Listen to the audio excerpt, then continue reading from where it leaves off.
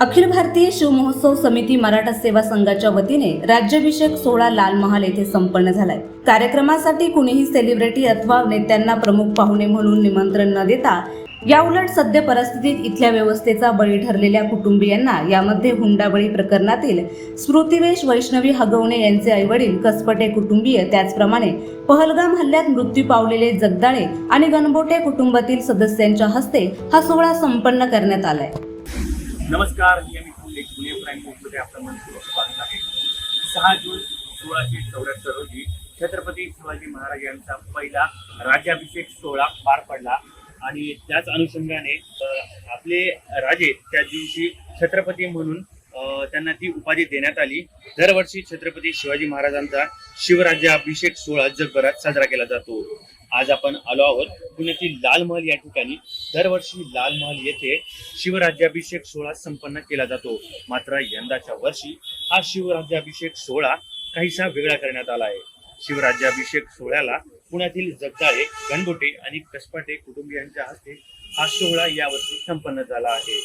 या उपक्रमाची माहिती आपल्याला मराठा महासंघाचे पदाधिकारी पूजा जोळ यांनी माहिती दिलेली आहे। पाहूयात की नेमका हा सोहळा कशा प्रकारे संपन्न झालाय। खरं तर राजमाता जिजाऊ मासाहेब आणि अखंड भारताचे दैवत छत्रपती शिवाजी महाराज यांनी पाहिलेलं जे स्वराज्याचं स्वप्न होतं, म्हणजे सर्वसामान्य कष्टकरी शेतकरी मायबाप जनतेच्या मनातील स्वराज्याचं स्वप्न साकार झालं, तो दिवस म्हणजे आजचा राज्याभिषेक सोहळा। खरं तर जी गुलामगिरी होती, जी गुलामगिरी वगैरे सर्व बंधनांना तोडून एक बहुजनांचा मुलगा, एक बहुजनांचा लेक हा छत्रपती झाला, तो म्हणजे आजचा छत्रपती शिवरायांचा राज्याभिषेक सोहळा। खरं तर 351 वर्ष पूर्ण झाली या राज्याभिषेक सोहळ्याला। त्यानिमित्ताने मी सर्व शिवभक्तांना याच्या शुभेच्छा देते। एक बहुजन प्रतिपालक, एक कुशल प्रशासक म्हणून छत्रपती शिवरायांची अखंड या भारताला ओळख आहे।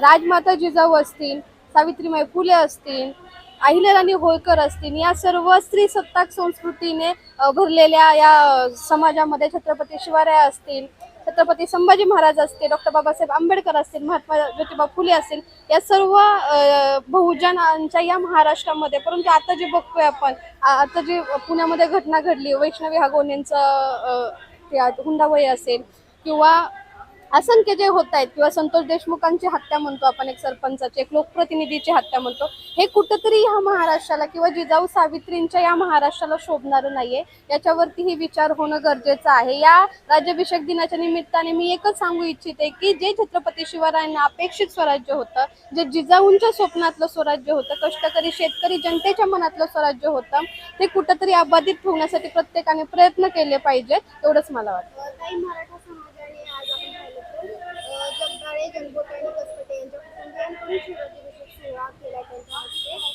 तर याच्या मागे नेमकं काय संदेश द्यायचा आहे किंवा काय तुमचं? खरं तर बहुजन प्रतिपालक किंवा अन्यायाविरुद्ध लढण्यासाठी छत्रपती शिवाजी महाराज हे सर्वांचीच प्रेरणा आहेत। म्हणजे छत्रपती शिवाजी महाराजांचं नाव जर ऐकलं तरी अंगावरती शहारे निर्माण होतात। असंख्य संकटातून लढण्याची ताकद छत्रपती शिवराय या एका नावामध्ये आहे।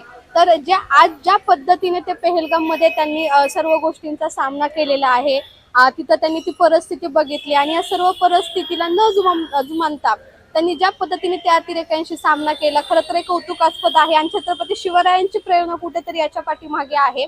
त्याच्यामुळे त्यांच्या हातून शिवराज्याभिषेक घेण्याची संकल्पना आम्हाला सुचली।